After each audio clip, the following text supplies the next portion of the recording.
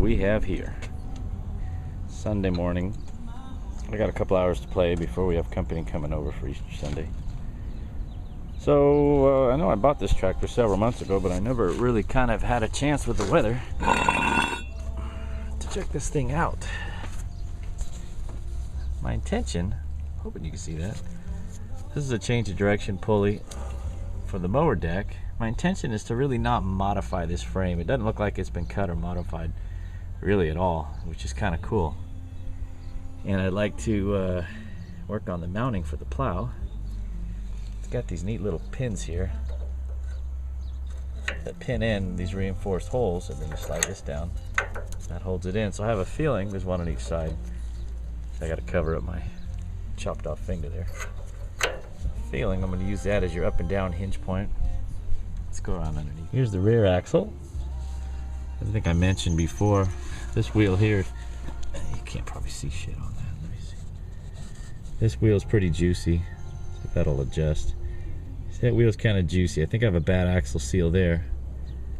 I can work with that. And I actually wanted to tow the Suburban around today up and down the street. But the more I crawl underneath here, I realize it really should be cleaned first. This is an engine-driven fan to cool the transmission. And all the cooling fins are just packed with grease. I really don't want to overheat it now. I'll overheat it later.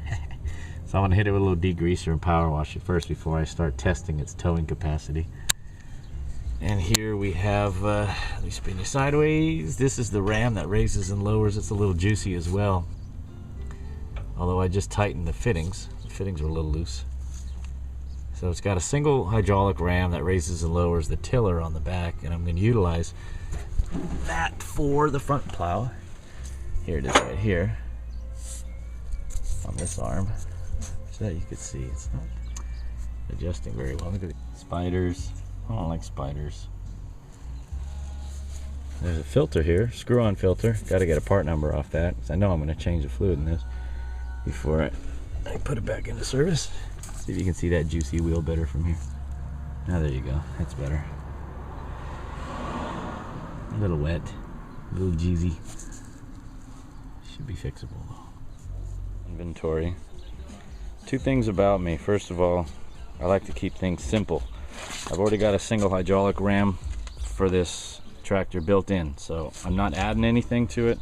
I'm not taking away anything from it. That's built-in ram that's currently on this system is going to raise and lower the blade.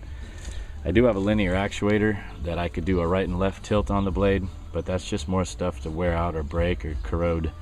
So I'm going to make a manual pivot so I can kick snow off to the side or do straight plowing. And then it's going to have a trip edge. I'm going to use springs from a hood hinge, old school hood hinge. Two of them will control the tension I can put on that blade to trip forward if I were to hit a rock or stump or something. So it's always fun to talk about what I have planned in the beginning and then see how if that really is how it happens in the end, because I never write things down. I don't draw out plans. I like flying by the seat of my pants. So let me go look through some steel. I'm trying to sort out some ideas in my skull. It's going to be a complicated deal because the whole thing needs to pivot up and down, right? Raise and lower the blade. And it has to have a trip edge on the bottom, so it's got to hinge this way, and then I have to have a pivot like this. So it'll be fun. I like this stuff. It keeps my brain churning. All right, let's see how this works out. I'm going through my steel inventory, as you can tell, and I don't throw anything away. I think this is what I've decided on. We'll see how this works. These guys are these came with an old Toyota pickup truck I had bought many years ago. These sit on the top of the bed rail. So imagine the top of your bed running this way, and then these hang out over the quarter panel, and that's what you would secure a camper to. It came in a Toyota. I don't know that these are specifically for Toyota, and I have 4 of these. So there's the second one. So I'm going to show you what I'm going to do with these. And then I'm using this as 1-inch pipe that's going to fit in with these pins. Alright, so that'll be my... Oopsie, I can't do this with one hand. Ooh. Well, yeah.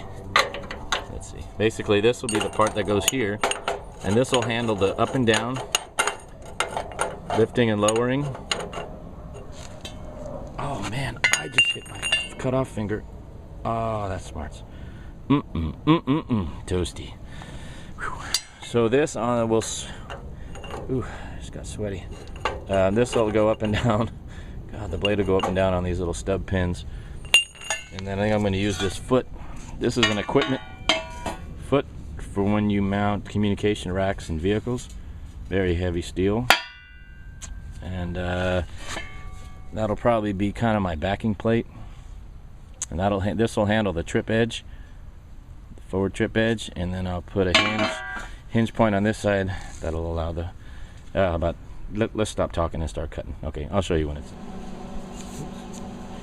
Okay, we've got the beginnings of the mount here. I've got the up and down part of the plow figured out. I'm going to send my control arm down this side of the tractor because the hydraulic arm is right there. And I could either run the control arm down beneath the front axle and up, or over the top, but more than likely I'm going to do a little zigzag dealy deal that's coming off that ram up over the top of here to make it go up and down. So that's the first hinge point solved. Found a pile of crap. This is an old stainless steel steering cable off a speedboat I used to have. That's the part that used to hook on to the end of the jet, and then there was the cable that would run inside the sheath. I've been saving this stainless steel thing for, I don't know why.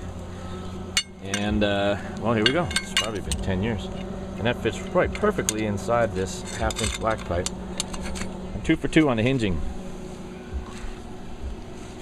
Ooh, excuse me, I just burped a little bit. Off this controller here, I'll run the arm up. That'll give me an up and down for the plow. And here's your trip edge. So I got the hinges just tacked in. That's a 1/2-inch black gas line, and that's that stainless steel steering control cable that I had from my boat. And the idea is I'm going to put some stops here, some 90-degree stops here, to keep that up in the upright position. And then I'm going to use springs from an old school hood hinge, which I have around here somewhere. I got to dig those. They're old, just rotten. The hood hinges are wasted, but the springs are good. Nice heavy springs will keep that upright, and then it'll allow it to trip. I'm being summoned for dinner. This is where I leave it after today's work. Here's the back plate for the plow. Remember, I talked to you about the trip edge. A couple hinge springs from a car hinges, hood hinges. We'll keep it upright. But watch this. This is money right here.